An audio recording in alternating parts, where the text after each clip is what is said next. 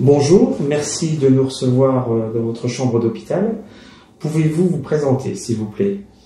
Jean-Marie Stenzel, je suis né le 12 juin 1956 à Senum et je suis à la retraite depuis 6 mois. Est-ce que vous pouvez nous expliquer pourquoi vous avez reçu des globules rouges et des plaquettes? Alors aujourd'hui je suis receveur de globules rouges et de plaquettes dû à ma maladie, une maladie assez conséquente. Je suis tombé malade, c'était donc en décembre, c'était juste un peu avant ma retraite. Et donc j'ai été pris en charge à l'hôpital Saint-Charles. Donc j'ai tombé sur un médecin, le docteur Boulet, qui m'a pris en charge et qui a pratiquement détecté, après les prises de sang, ma maladie, qu'elle attendait d'avoir bien sûr tous les résultats nécessaires. Suite à ça, elle m'a dit, voilà, monsieur Stenzel, je vais vous faire un myélogramme. Alors j'ai posé des questions quand même, je lui ai dit, à quoi consiste le myélogramme? Elle me dit, c'est pas trop douloureux, il faut qu'on fasse un prélèvement de la moelle osseuse. Alors, quand elle m'a parlé de prélèvement de moelle osseuse, j'ai commencé à m'inquiéter, parce que je connais des amis qui ont eu des prélèvements de moelle osseuse et qui disaient moelle osseuse pouvait dire leucémie. Et donc, elle a fait ses prélèvements. J'ai été mis en soins intensifs à Saint-Charles.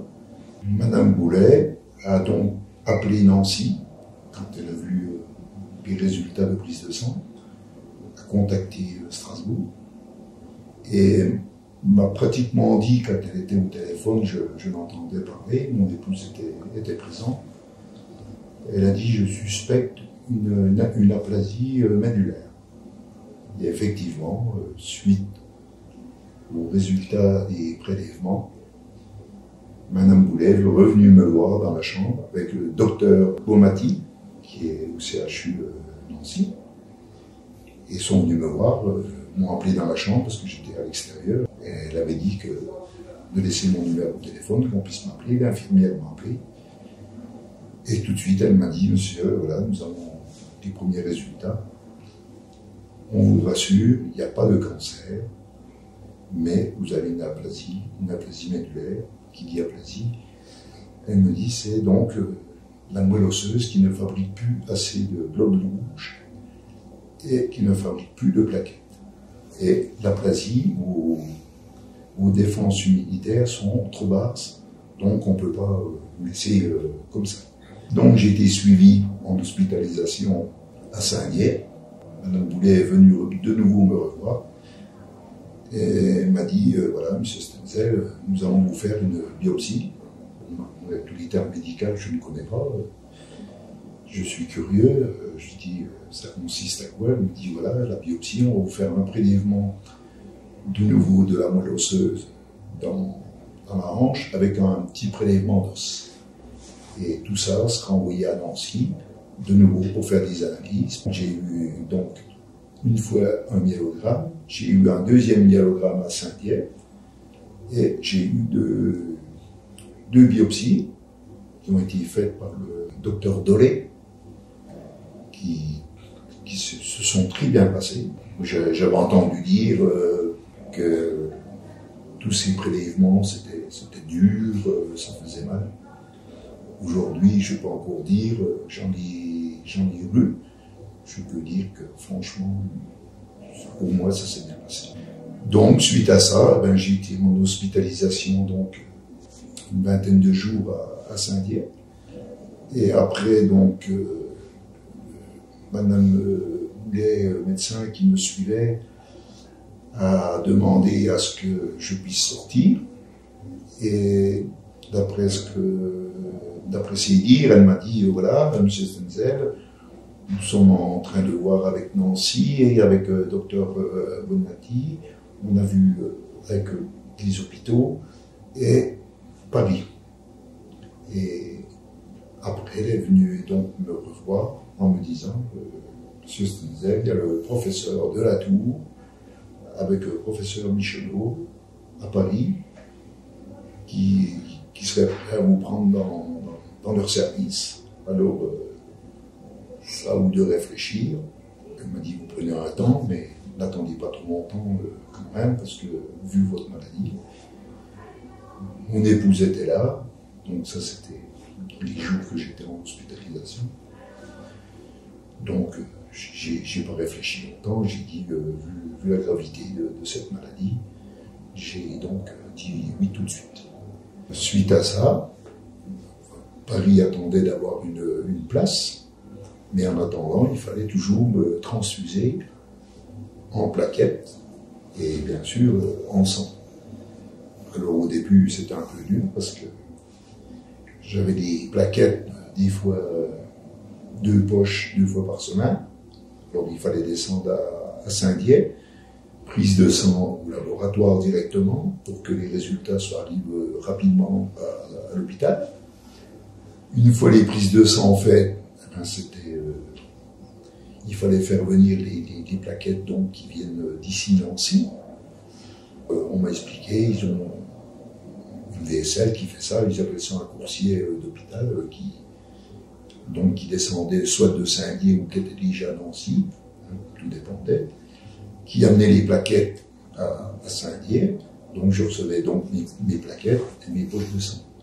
Et un vendredi, j'étais avec les infirmières en hôpital de jour, donc à Saint-Dié. Il faut bien préciser, j'étais à l'hôpital de jour, où j'étais très bien, parce que franchement, c'est des gens qui ont un mérite. Pour moi, ils ont un très grand mérite. Et un vendredi, j'étais donc en transfusion. Le téléphone sonne. On m'avait mis déjà en relation avec monsieur Jean-Pierre Sandy, qui est cadre hospitalier à Paris, que j'avais communiqué avec lui par Internet. Et je reçois un appel ce vendredi en hôpital de jour. Le monsieur se présente. Bonjour monsieur, je suis professeur Michelot, des hôpitaux de Paris, Saint-Louis. Voilà, nous avons une place disponible. Il faudrait que vous soyez là lundi, 15h. Alors moi je dis encore au téléphone, je dis oui, attendez, il faut que je réfléchisse. Je me rappelle encore, il y a une infirmière qui m'a dit, monsieur Senzel, mais il ne faut pas réfléchir, il fallait dire oui tout de suite. Alors j'ai attendu de voir le docteur Boulet, madame Boulet. Je lui ai dit à madame Boulet, je vais expliquer. Alors j'ai dit, je rappelle tout de suite. Donc j'ai rappelé tout de suite. J'ai rappelé pas vite, j'ai appelé le numéro. Je dis voilà, je m'excuse, j'étais en transfusion, j'étais un petit peu ailleurs, un petit peu l'angoisse aussi de partir. J'ai dit docteur, voilà, lundi, 15h, je serai à Paris. Donc le lundi à 15h, le 29 février. 29 février, je suis arrivé donc à Paris. Arrivé à Paris, de nouveau, première chose, un myélogramme. On fait un myélogramme, on fait des examens de suite à ce myélogramme. Pareil, j'ai eu un médecin, des services justement qui s'occupent de ça, des services des greffes, c'est Trèfle 3 à Paris, qui m'a fait donc ce myélogramme, de nouveau pour des analyses. Et on m'a expliqué, le professeur de la Tour est venu me voir dans ma chambre. Je me rappellerai encore de leur accueil. Il est rentré dans ma chambre, il dit « Monsieur Stenzel, si vous êtes ici, c'est de ma faute. » J'ai dit « Non, docteur, c'est moi qui suis malade. » Il dit « Oui, mais c'est moi qui vous ai fait venir ici à Paris. » Ça m'a rassuré tout de suite. J'ai dit « Moi qui avais jamais été à l'hôpital aussi longtemps que je n'avais pas passé à Saint-Dié. » J'ai dit « Je suis accueilli, je suis très bien accueilli. » Donc les deux professeurs sont venus, le professeur de la Tour, le professeur Michelot, commencé à m'expliquer le déroulement de ma maladie, ce qu'elle en était. Donc ma maladie s'avérait une aplasie médulaire sévère. Donc il fallait un traitement. Et il fallait un traitement et il fallait signer un protocole. Ah, mais le premier jour arrivé, arrivé le lundi, radio des poumons, mis dans une chambre, un dossier, on est venu me voir. On m'a dit, voilà, il y a un protocole. Donc, le protocole, c'était avec le professeur de la Tour. Il m'a donné tous les documents. Il m'a dit, vous lisez bien, vous remplissez votre document, vous signez. Et si vous acceptez le protocole, Et dans ce protocole, il y avait un médicament. Et ce médicament, bien souvent, on m'a expliqué, c'est un petit peu avec l'Angleterre, l'Italie. Il faut faire une demande suite au protocole, parce que tout le monde ne pouvait pas l'avoir. Donc, c'était comme un tirage au sort, on peut dire. Donc, ce médicament, il s'avérait que j'avais été tiré au sort pour recevoir ce médicament.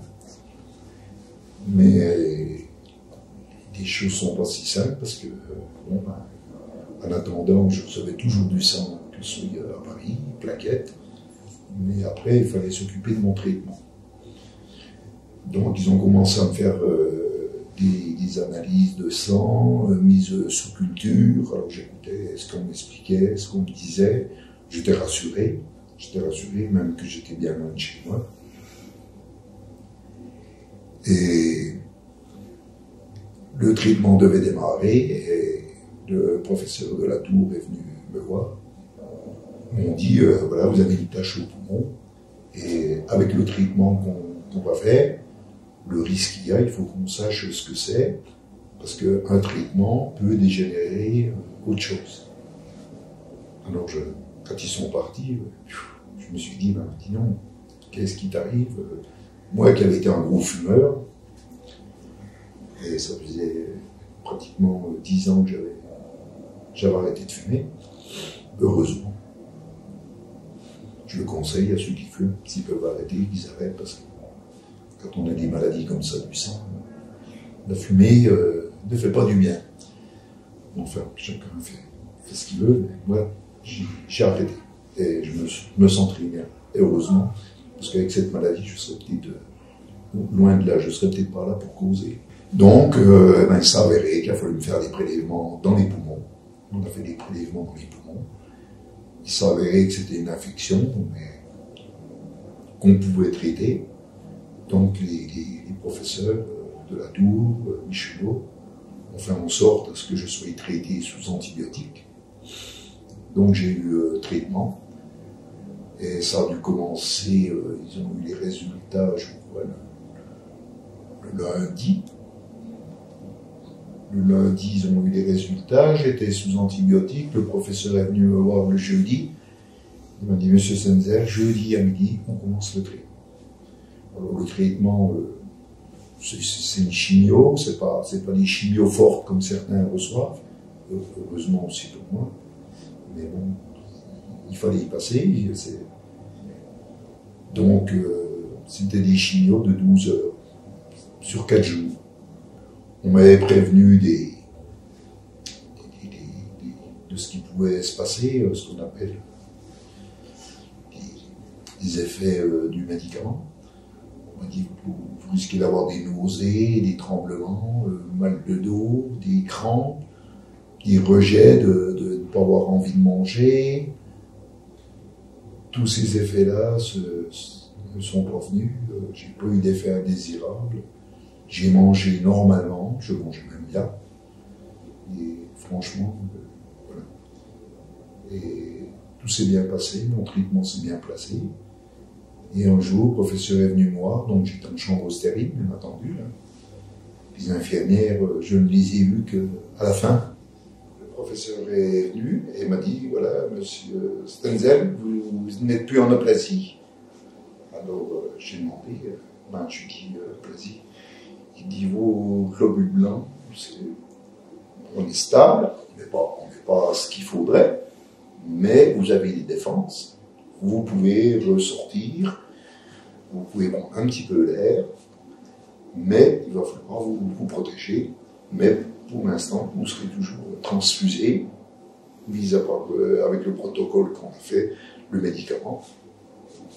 Vous serez transfusé et vous aurez donc des poches de sang, des plaquettes. Et il m'a dit, on va encore attendre, puisqu'il y avait encore un traitement sous antibiotiques, bien entendu, pour tout ce qui était infection. Et c'est des antibiotiques pratiquement qu'on ne peut pas avoir, on ne peut pas prendre ça à la maison. C'est sous surveillance. Alors un jour, un médecin, ils ont bien vu que je commençais à avoir un petit peu le cafard de mes gauches. un médecin avec lui m'a dit, ben, ce qu'on peut faire, on pourrait vous transférer à Nancy. C'était une dame, je ne sais plus son nom, mais qui était très, très, très gentille. Elle m'a même tapé sur l'épaule en me disant bon courage, monsieur Stenzel. Elle me dit ça se passera très bien. Et puis après, je lui ai dit il y a encore pour longtemps pour ces antibiotiques. Oh, elle me dit il faut monter une semaine.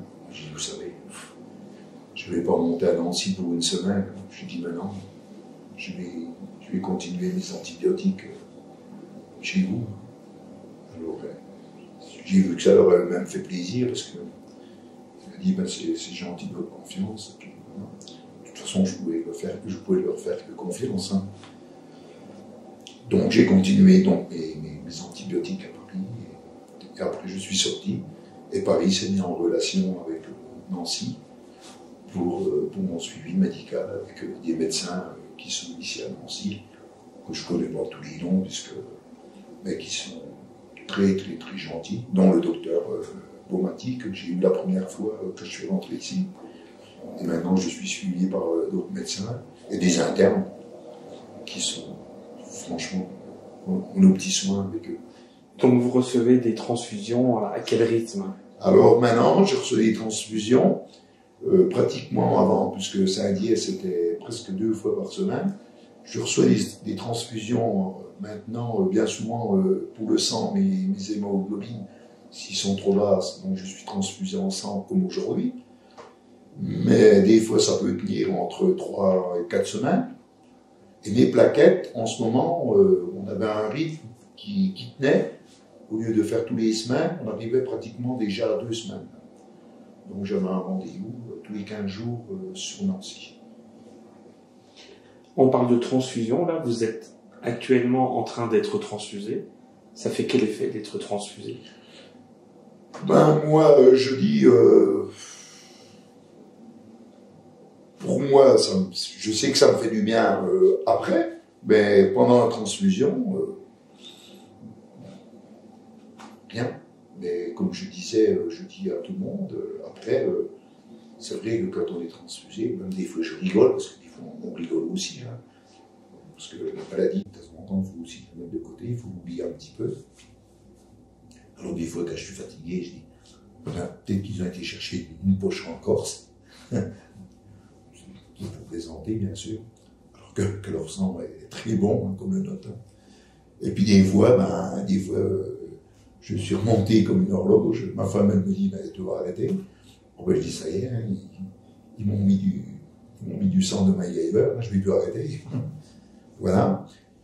Et puis je dis, moi, aux jeunes, même aux gens qui veulent donner leur sang, ou ceux qui ont peur de donner leur sang, c'est exactement pareil que moi quand je le reçois. Il n'y a aucune douleur, il n'y a rien. Et puis en plus, moi je tiens à les remercier parce que les gens qui donnent, eh ben, je ne pensais pas un jour en arriver là. Je sais, j'ai raconté, moi souvent, je suis maire d'une petite commune, j'allais dans le placard, je mettais la petite feuille, don du sang, le 26 à Moyen-Mouché, don du sang à telle commune. Et chaque fois que je donnais le sang, moi j'en donnais pas, j'avais déjà un problème de sang, j'étais déjà soigné un truc cardiaque et pour le sang, donc qui ne me permettait pas de donner. Et je me disais, bon sang, je disais heureusement que des gens donnent. Mais quand ça m'est arrivé, que c'est à moi, et qu'on m'a dit qu'il faut du sang, et là, on change totalement. On change totalement, on se dit, les donneurs, moi je tiens à les saluer, parce que c'est important, c'est important. Et je demande à ceux qui n'ont jamais donné, qui veulent donner, n'ayez pas peur, donnez. Allez donner votre sang, n'ayez pas peur. Faites-le, pas que pour moi. Je ne suis pas le seul, et on en a besoin. Si aujourd'hui on est là, c'est grâce à vous, et c'est grâce à ceux qui m'ont donné. Et on en a besoin de plus en plus. Aujourd'hui, on n'a rien qui va remplacer pour l'instant nos perfusions. Quel regard a porté votre famille justement sur tous ces dons qui ont été faits pour vous sauver la vie? Eh ben, franchement, même mon épouse, hein, elle pensait pas que c'était comme ça, qu'elle n'était pas donneuse non plus. Et je ne sais pas si elle pourra encore donner à l'âge qu'elle a, mais je pense. Elle doit se renseigner. Mais elle le dit aussi même, hein, elle dit, oh là là, elle dit quand on voit les gens qui vont au don du sang, les trucs là. Et j'ai même une de mes petites filles qui dit, papy, quand est-ce que je peux en donner pour te donner de mon sang? Alors ça fait mal parce que on voit que la petite fille, elle veut garder son papy. Hein. Et il y en a beaucoup, hein, comme j'ai retrouvé des collègues d'école, il a fallu les retrouver, savoir quitter à l'école et se retrouver ici pour la même chose, hein, pour du sang. Et puis mon épouse qui était courageuse parce que quand vous avez une maladie comme ça, je pense que pour elle, ça lui a fait mal. Hein. Parce que même des fois, il y a des gens qui disaient on n'ose pas lui demander, on n'ose pas demander des nouvelles, parce que pour elle, il ne fallait pas qu'il soit dit que je suis malade. Hein. Et chaque fois, je lui disais à mon épouse, de toute façon, une maladie, on ne la cache pas, elle est là. Et puis, plus on en parle autour de soi, mieux c'est. Parce que je pense que en parlant à des jeunes, on a l'impression que les jeunes ne font rien, mais ne serait-ce que d'aller donner du sang, ben moi je dis, c'est beau. C'est beau. Et je les encourage à y aller. Ils peuvent y aller, ils peuvent regarder aujourd'hui, moi. Je viens, on me pique, je sens rien. Les infirmières sont gentilles, souriantes. On me pique de l'autre côté. C'est vrai qu'il le faut, il le faut. Et puis je m'en sortirai grâce à eux. Est-ce que vous pouvez nous dire 3 mots pour qualifier le don? Ceux qui le verront, s'il y a un article, ou qui me verront, allez-y, n'ayez pas peur de donner. Donnez. C'est la vie. C'est la vie. C'est émouvant, mais c'est la vie. Et sans vous, nous, on n'est plus rien. Tout à l'heure, vous m'avez dit juste avant l'entretien que le docteur Boulet vous avait sauvé la vie. Vous pouvez m'en dire un petit peu plus? Je ne changerai pas, oui. Docteur Boulet m'a sauvé la vie. Parce que quand je suis arrivé aux urgences, c'est elle qui m'a pris en charge tout de suite. C'est elle qui a détecté pratiquement tout de suite. Et je lui ai dit au docteur, j'ai dit, docteur, vous m'avez sauvé la vie. On me dit, mais monsieur Sanzet, je ne vous ai pas sauvé la vie, j'ai fait mon métier. J'ai dit, non, non, pour moi, c'est vous qui m'avez sauvé la vie. J'ai dit, et puis pour moi, je lui dis, on dit qu'on a tous un ange. C'est peut-être mon ange gardien le jour-là. C'est elle qui m'a pris. Parce que, à quelques jours près, la maladie, on n'en aurait pas parlé. Et aujourd'hui, je ne serais pas là pour dire ce qui en est de ma maladie. Alors, je tiens vraiment encore à la remercier parce que, franchement, je la reverrai et je lui dis. Et quand je la vois, elle vient tout de suite me dire bonjour, je vais lui dire bonjour. Je passe dans son service parce que il faut que je les salue. Je ne pourrais pas aller à Saint-Charles sans demander après. Non. Voilà. Madame Boulet, qui m'a sauvé.